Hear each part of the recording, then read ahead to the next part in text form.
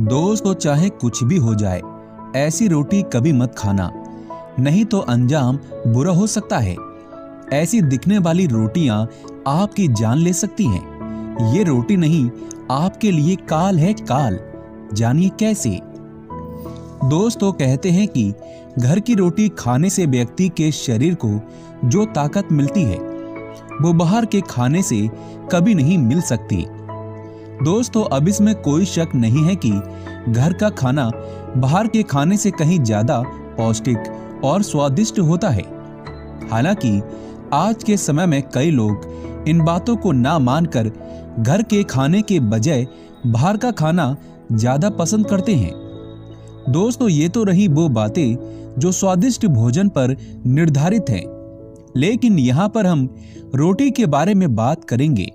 जी हाँ, अगर आप भी ऐसी रोटी खाते हैं तो आपकी जान भी जा सकती है। ऐसी दिखने वाली रोटी और इन संख्याओं में रोटी खाना आपको भारी पड़ सकता है। यहाँ तक कि इन संख्याओं में रोटी खाने पर आपका बहुत बुरा हो सकता है। तो चलिए जानते हैं।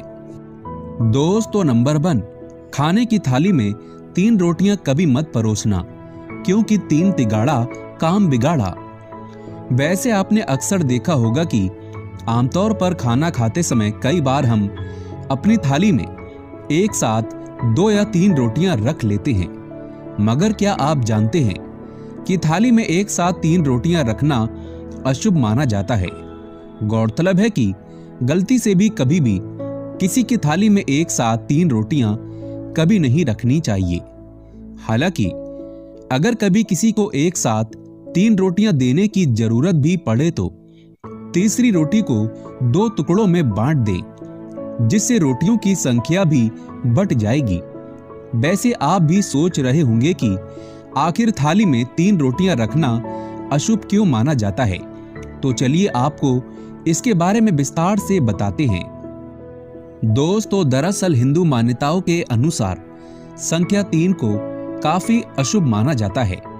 यही वजह है कि कोई भी शुभ काम करते समय इस संख्या का खास ध्यान रखा जाता है।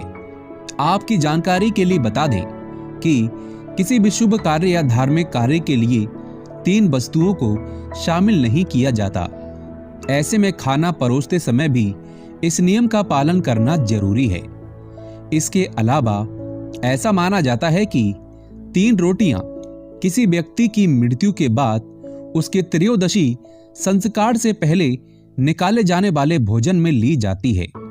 ऐसे में इसे भोजन निकालने वाले के अलावा कोई और नहीं देखता। यही वजह है कि किसी व्यक्ति की थाली में 3 रोटियां परोसना मृतक के भोजन के समान माना जाता है। इसके साथ ही 3 रोटियां खाने से व्यक्ति के मन में शत्रुता के भाव भी उत्पन्न होते हैं। आपको बता दें, इसके पीछे केवल धार्मिक ही नहीं बल्कि वैज्ञानिक कारण भी है। जी हाँ, अगर खास विशेषताओं की माने तो किसी भी व्यक्ति के भोजन में 2 रोटियां, 1 कटोरी दाल, 50 ग्राम चावल और 1 कटोरी सब्जी ही अनिवार्य होती है। यानी इसे ही एक व्यक्ति के लिए संतुलित आहार माना जाता है।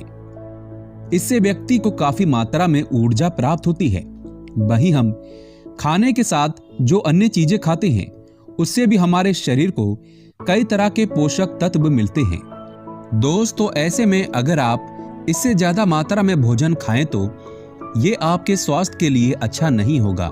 जी हाँ, विशेषज्ञों का मानना है कि भूख लगने पर खाने को थोड़ी थोड़ी मात्रा में ही खाना चाहिए, ना कि एक ही बार में बहुत ज्यादा भोजन खाना चाहिए।